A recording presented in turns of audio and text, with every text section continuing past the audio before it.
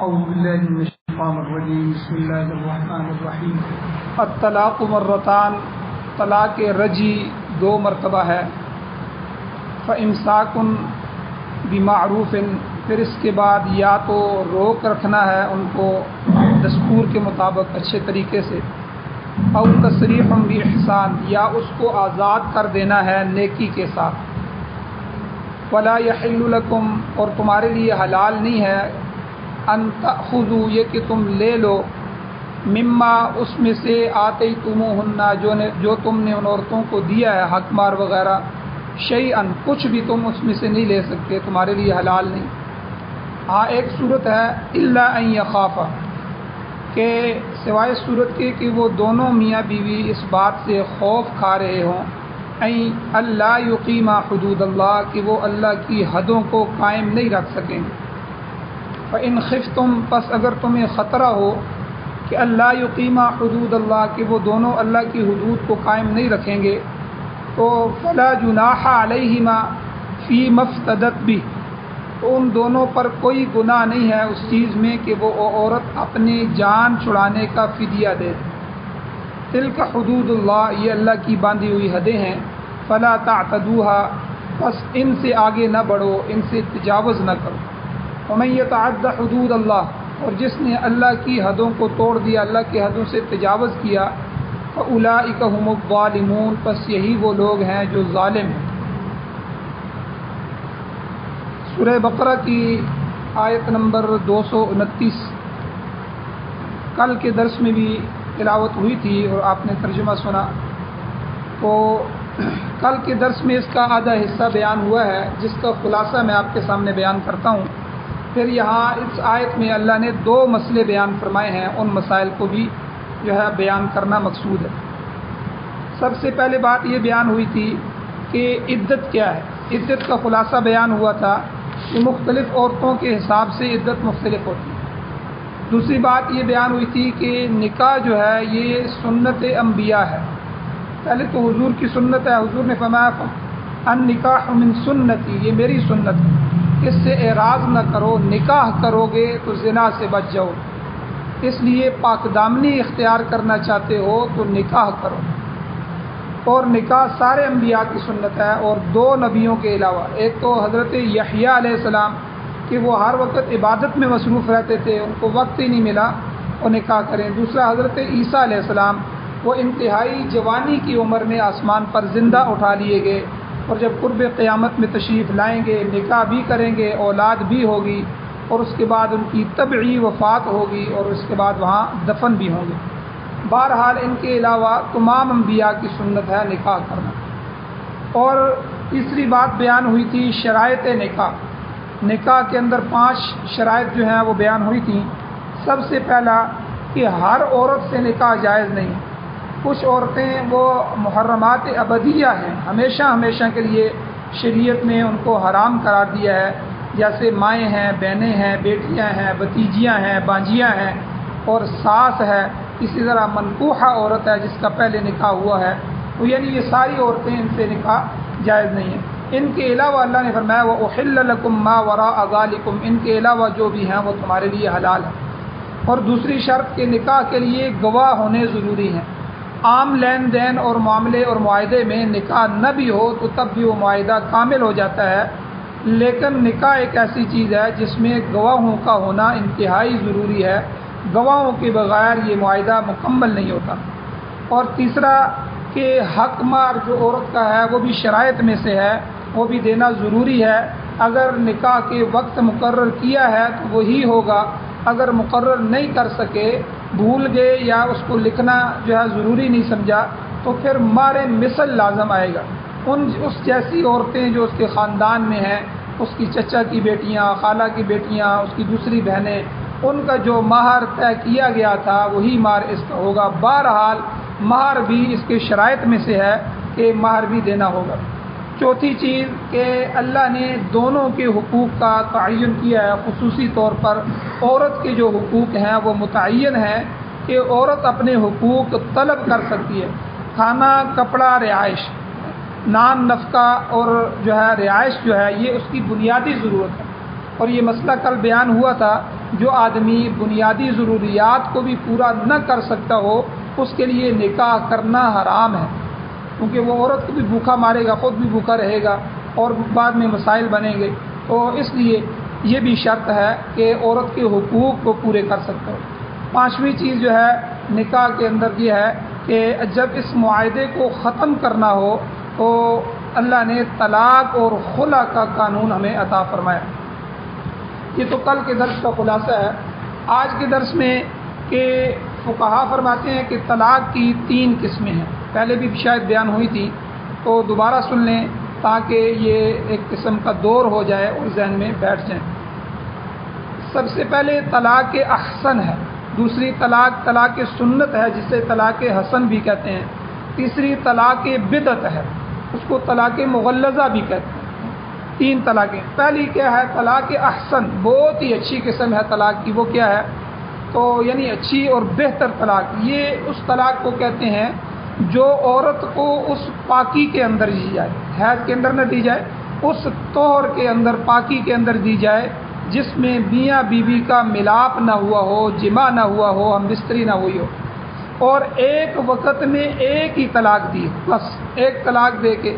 تو اب ایسی طلاق کا فائدہ کیا ہوگا کہ ایسی طلاق کی صورت میں عدت کے اندر اندر خاوند عورت سے رجوع کر سکتا ہے، واپس بھی لوٹا سکتا ہے اس کو. اس کو طلاق رجعی بھی کہتے ہیں. اور رجوع کے لیے نکاح کی بھی ضرورت نہیں، یعنی اب عورت سے رجوع کرنا چاہتا ہے تو یہ نہیں ہے کہ دوبارہ اس سے نکاح بھی کرنا ہوگا، نکاح بھی ضرورت نہیں ہوگی. ہاں اگر عدت گزر جائے، یہ ایک ہی طلاق دی، طور کے اندر دی، عدت کے اندر اندر رجوع نہیں کیا 3 حیض کے اندر اندر، تو اب عدت گزر چکی ہے تو عورت آزاد ہو جائے گی. اب دونوں صورتیں ہو سکتی ہیں. یہ عورت اگر وہ خامند چاہے تو رجوع کرنا تو اس کے پاس بھی جا سکتی ہے، نیا نکاح بھی کر سکتی ہے، آزاد ہے. اب اگر پہلے خامند کے پاس جانا چاہتی ہے تو اس کے لیے نکاح ضروری ہوگا.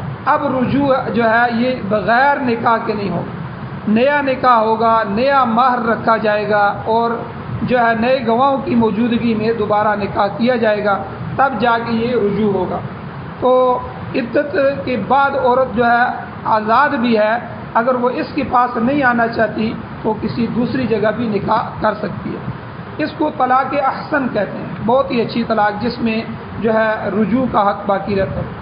دوسری قسم طلاق سنت ہے جسے طلاق حسن بھی کہتے ہیں، کہ اگر کوئی شخص ایک سے زیادہ طلاقیں دینا چاہیے، یہ تو ایک ہی طلاق دے کے بس چھوڑ دے، لیکن ایک سے زیادہ طلاقیں دینا چاہتا ہے یا زیادہ سے زیادہ 3 ہی طلاقیں ہیں وہی دینا چاہتا ہے، اس نے ارادہ کر لیا ہے کہ عورت کو کسی صورت بھی میں نے گھر میں نہیں رکھنا، تو پھر اس کا طریقہ کیا ہے؟ طلاق حسن کا، طلاق سنت کا طریقہ کیا ہے کہ ہر طور میں، ہر پاکی میں، جب حیض آئے گا عورت کو، حیض میں تو طلاق دینے کی اجازت نہیں ہے، شریعت کا مسئلہ ہے حیض میں طلاق نہ دو، انتظار کرو، پاکی آ جائے، پاکی میں طلاق دو. جب عورت پاک ہو جائے طہر کے اندر جو، تب ایک طور میں ایک طلاق دے، پھر دوسرے طور میں دوسری طلاق دے، پھر تیسرا طور، پھر تیسری دفعہ حیض سے پاک آئے گی، یعنی 3 مہینوں کے اندر 3 طلاقیں دے، اور وہ بھی پاکیوں کے اندر. اب اس کا فائدہ کیا ہوگا؟ اس کا فائدہ یہ ہوگا کہ پہلی طور میں اگر اس نے طلاق دی، جھگڑا ہوا، معاملات نہیں حل ہوئے، دونوں خاندانوں کے لوگ جمع ہوئے، غصہ تھا، اب جو ہے آپس میں سمجھ نہیں آ رہی تھی، اب ایک پاکی اس نے انتظار کیا، حیض کے بعد جو ہے اس نے طہر کے اندر طلاق دی. اب اگلے طہر تک، یعنی عورت کا یہ طہر، یہ پاکی گزرے گی، پھر اسے حیض آئے گا، حیض آنے کے بعد پھر جب وہ پاک ہوگی، اب دوسری طلاق تو پھر دوسری پاکی میں دینی ہے. اب بیچ میں ان کو وقفہ مل گیا، غصہ بھی اتر جائے گا، ہو سکتا ہے خامد اپنی جگہ سوچ رہا ہو، بیوی اپنی جگہ سوچ رہے ہوں، اور بیچ میں اولاد بھی موجود ہے. اب ان کو سمجھ آ رہی ہے کہ بھئی اولاد ہے، اس لیے ہم آپس میں جو ہے معاہدہ کر لیتے ہیں، آپس میں جو ہے صلح صفائی کر لیتے ہیں. اس کا فائدہ یہ ہوگا کہ وہ دوسرے طور سے پہلے جو ہے مزید طلاقیں بھی نہیں دے گا، بلکہ اس طلاق سے بھی رجوع کر سکتا ہے.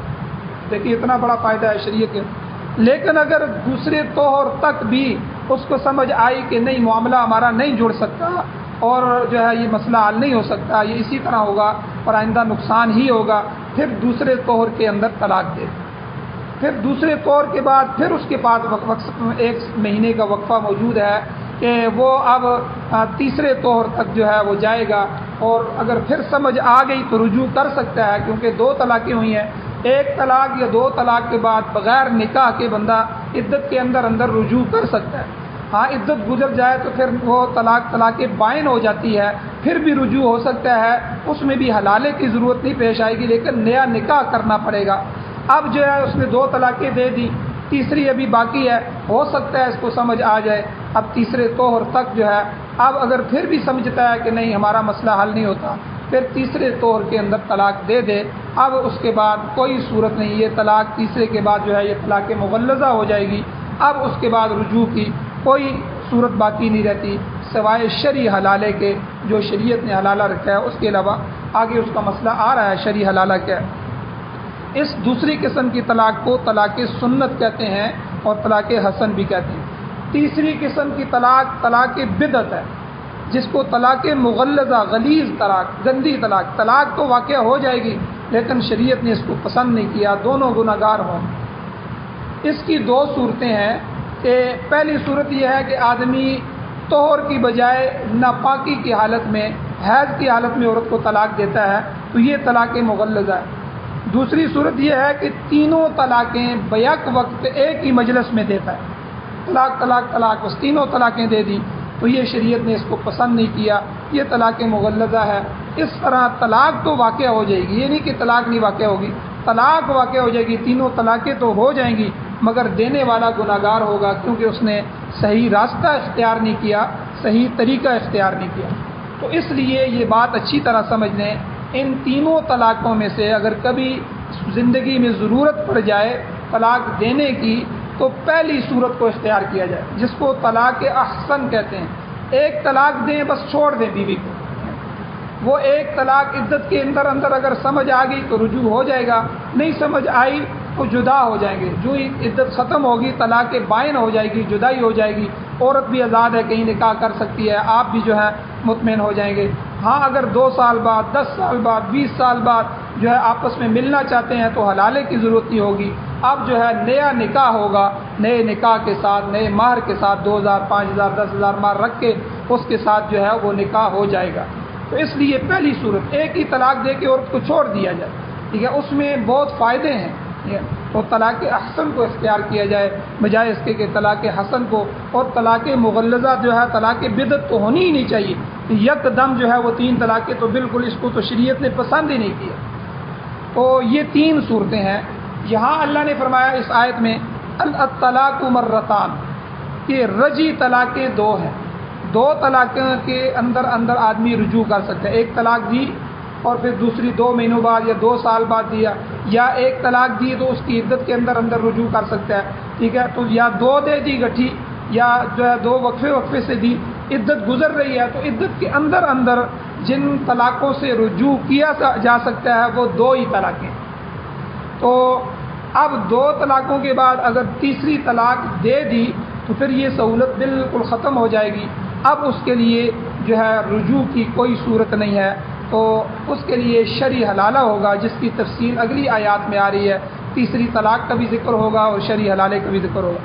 اچھا، رجوع یہاں جو طلاق رجعی ہے، اس میں رجوع کی 2 صورتیں ہیں، یا آدمی صریح الفاظ کے ساتھ طلاق دیتا ہے، طلاق ہے طلاق ہے طلاق ہے، یا اشارتاً کنایتاً طلاق دیتا ہے، اشارتاً طلاق دیتا ہے، عورت کو کہتا ہے کہ اب تیرا میرے گھر میں گزارا نہیں، تو اپنے گھر چلی جا، یا اپنا بندوبست کر لے، اب تو اپنے والد کے ہی گھر رہ، جھگڑا ہوا، یہ الفاظ کے، یہ اشارتاً طلاقیں ہیں۔ اس میں 2 صورتوں میں پہلی صورت اگر صریح طلاق دی ہے، واضح الفاظ کے ساتھ طلاق دی ہے، تو بغیر نکاح کے بھی رجوع ہو سکتا ہے، طلاق رجعی ہے، رجوع ہو سکتا ہے۔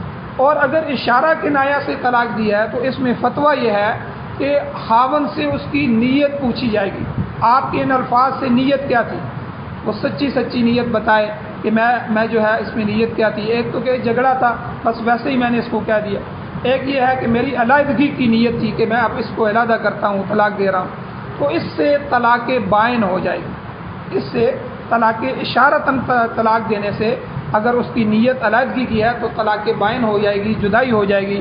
اس میں بھی رجوع ہو سکتا ہے، لیکن اس میں نکاح کرنا ضروری ہوگا، چاہے ایک طلاق کے بعد رجوع مقصود ہو یا دو طلاقوں کے بعد اشارتاً کنایتاً جی ہو، تو تیسری طلاق کا ذکر آگے الگ آئے گا۔ اب علیحدگی کا طریقہ کار کیا ہے یہ بھی شریعت نے بتا دی۔ عورت کو علیحدہ کرنا ہے تو اس کا طریقہ کار کیا؟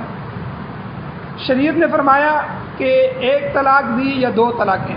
اب دوسری طلاق کے بعد اللہ نے اگلی آیات میں فرمایا فَإِمْسَاكٌ بِمَعْرُوفٍ أَوْ تَسْرِيحٌ بِإِحْسَانٍ، یا تو دستور کے مطابق تم ان کو روک لو، یعنی اگر تمہیں سمجھ آ گئی ہے تو اچھے طریقے کے ساتھ ان کو واپس لوٹا لو، رجوع کر لو، لیکن اچھا طریقہ کیا ہے؟ اب ان سے اچھا سلوک کرنا ہے۔ یہ نہیں ہے رجوع کرنے کے بعد اب پھر مارنا دھاڑنا شروع کر دے، اس پر ظلم شروع کر دے یا اس کا خرچہ جو ہے وہ روک لے۔ تو اس لیے قرآن نے فرمایا ان ارادوا اصلاحا، شرط یہ ہے کہ اگر تمہارا اصلاح کا ارادہ ہو، تنگ کرنے کا ارادہ نہ ہو، تو اگر تم نے ایک طلاق دی ہے تو تم اس عورت کو واپس اپنے پاس لوٹا سکتے ہو، تو فَإِمْسَاكٌ بِمَعْرُوفٍ، اچھے طریقے سے روک کے رکھ لو، یعنی اس سے رجوع کر لو۔ او تصریح، دیکھیں شریعت مطہرہ نے عورت کے حقوق مقرر کیے ہیں تو وہ حقوق ہمیں ادا کرنے ہوں گے۔ کہیں ایسا نہ ہو کہ ہم غصے میں ہوں اور غصے میں عورت کے حقوق روک لیں، کل قیامت کے دن حقوق العباد کے جرم میں ہمیں پکڑا جائے۔ جو خامن جو ہیں ظالم ہوتے ہیں، عورتوں کا نان نفقہ بند کر دیتے ہیں، نہ انہیں طلاق دیتے ہیں اور نہ ظلم کی حدوں کو چھوڑتے ہیں، ٹھیک ہے، ہر طرح سے وہ عورت پسی ہوئی ہوتی ہے۔ یاد رکھیں ایک وقت آنے والا ہے، اللہ کے سامنے کھڑے ہونا ہے اور ہمیں حساب دینا ہے۔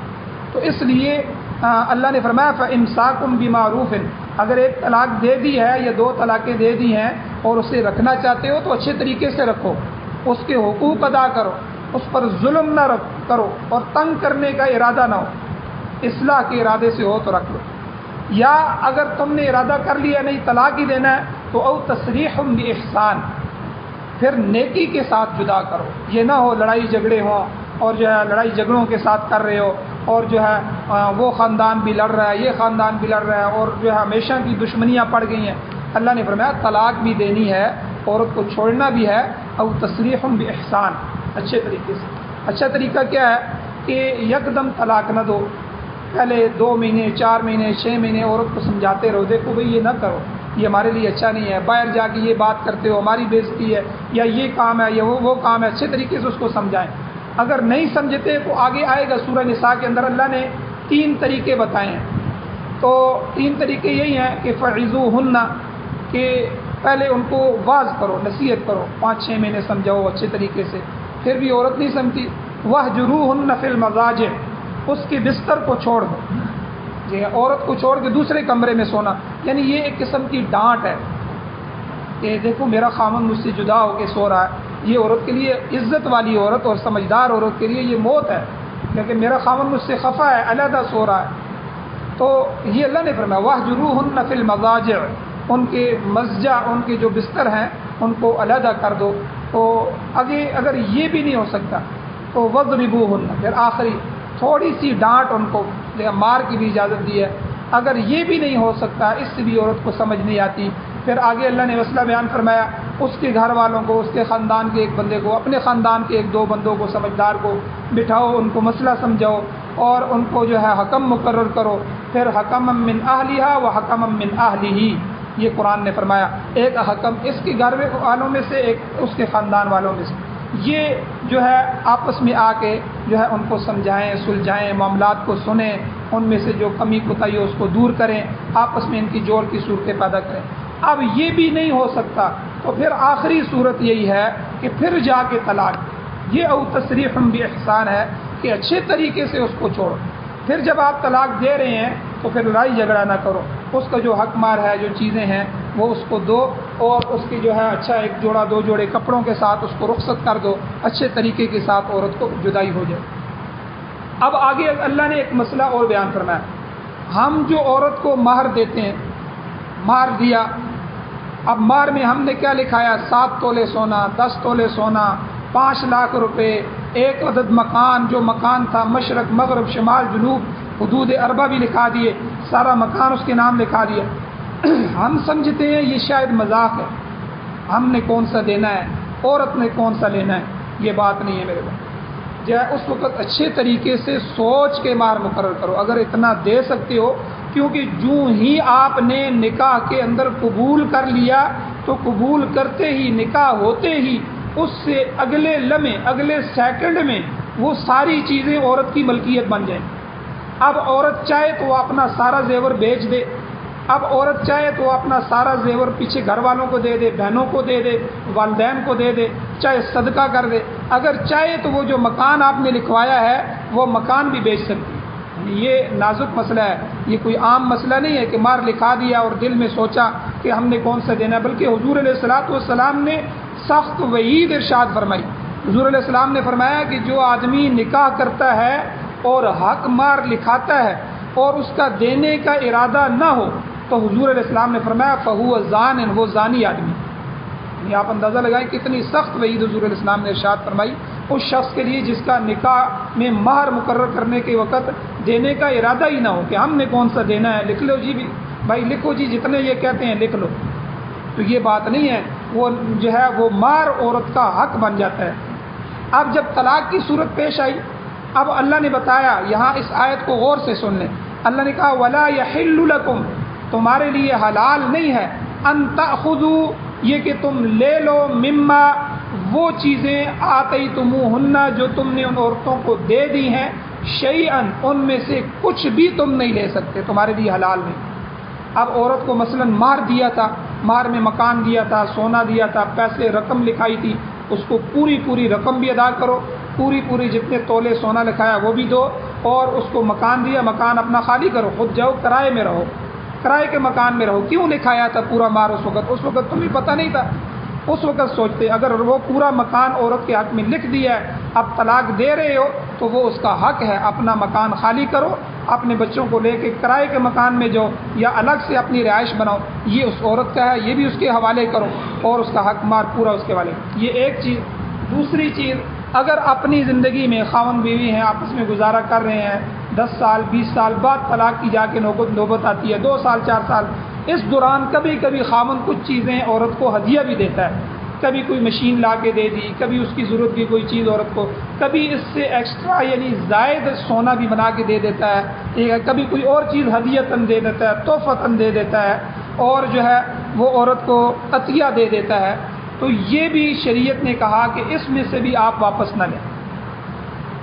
اس میں عطیے میں اگرچہ آدمی ہدیہ تحفہ عطیہ واپس لے سکتا ہے، لیکن اس کے بارے میں حضور علیہ السلام کی ایک حدیث سن لیں. مہر تو بالکل نہیں لے سکتا، مہر تو بالکل وہ عورت کا ہے، وہ آپ کو دینا ہی پڑے گا. باقی جو ہدیے اس نے خاوند نے عورت کو دیے ہیں وہ ہدیے اگر واپس لے گا تو حضور کا ارشاد سنیں. حضور علیہ السلام نے حدیث میں فرمایا کہ جو آدمی کسی مسلمان بھائی کو کوئی ہدیہ دیتا ہے، کسی نے آپ کو یا مجھے کسی نے 10,000 روپے، مجھے صاحب یہ آپ کے لیے آپ لے لیں، یا موٹر سائیکل خرید کے دے دیا، یا کسی کی کوئی ضرورت ہے وہ ضرورت دے دی. اب 10 دن بعد آتا ہے، کہتا ہے یار وہ آپ مجھے جو میں نے آپ کو موٹر سائیکل دیا تھا نا وہ مجھے واپس کر دیں، یا وہ 10,000 میں نے جو آپ کو ہدیہ دیے تھے مجھے خود ضرورت پیش آ گئی، مجھے واپس کر، میرا ہدیہ لوٹاؤ.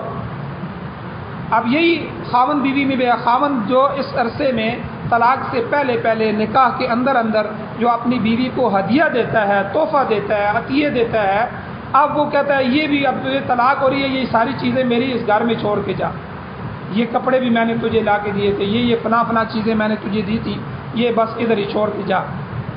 تو حضور نے کیا فرمایا؟ عام مسلمان کے بارے میں بھی فرمایا، جو کسی مسلمان کو ہدیہ دیتا ہے پھر آ کے اس سے اپنا ہدیہ لوٹا لیتا ہے، تو حضور نے فرمایا اس کی مثال اس طرح ہے جیسے کتا قے کرتا ہے، کتا الٹی کرتا ہے پھر اپنی الٹی کو چاٹ لیتا ہے.